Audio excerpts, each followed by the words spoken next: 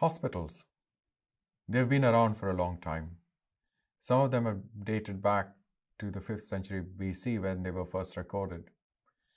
They're a place where people who need a specialist help, support, or service, they go there.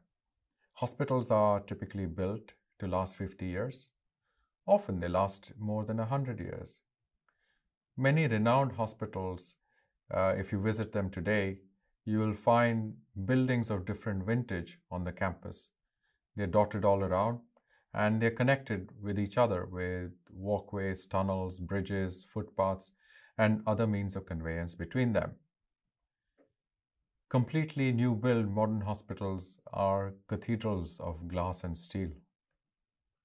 The structural concept of a hospital has not changed for centuries.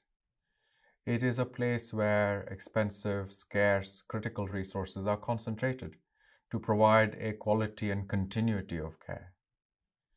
You would want to go to a place where you have the right level of expertise and equipment to deliver specialist care, like a cancer care center or a specialist stroke treatment facility, or a hospital that just performs organ transplants.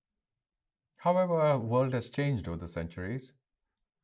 Today, we live in a world where 70% of our healthcare need is centered around long-term conditions like diabetes or heart disease. In this changed way of living, what should be the role of the modern hospital? What role does it have in supporting people who have these long-term needs? And in a hyper-connected world, what should be the type of service a hospital offers? We need to take a closer look at how hospitals might work in the future. It can be difficult to contemplate such futures when there's a multi-billion-dollar hospital right in the middle of a modern healthcare system.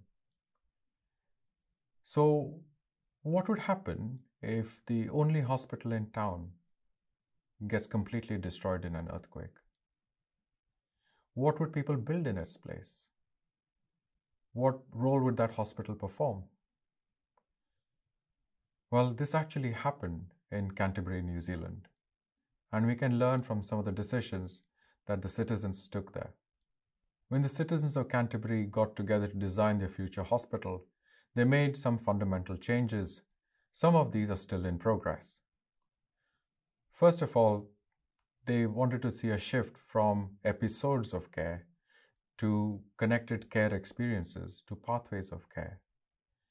They wanted to see a shift away from centers of excellence that operated in silos to a system where they were all connected nodes in a network. They wanted to have this big shift away from siloed organizations to organizations that work together in a system where the hospital as a center of excellence worked with providers in the community and family physicians to provide great all-around care for their citizens. Digital technology is merely a small enabler of such a shift. Hospitals have been using technologies all along to make incremental changes in productivity and quality and safety. And they will continue to do so. This is a part of the incremental innovation process. It's difficult not to get caught up in it, but one must step back and take a look at the bigger vision. There is a much bigger prize to be won by using some of the advances in technology to think about what the role and shape of the future hospital needs to be. A truly digital hospital will work beyond the boundaries of its walls. Its services will reach out directly into the community that it serves. It will work closely with the primary care providers, the family physicians, the community care services, and any other services that patients require to deliver care in such a way that hospitalization is prevented to the extent possible. And in the event that a person needs to go to hospital, no matter what is the time of day or night, they will always receive the best care that is available to them.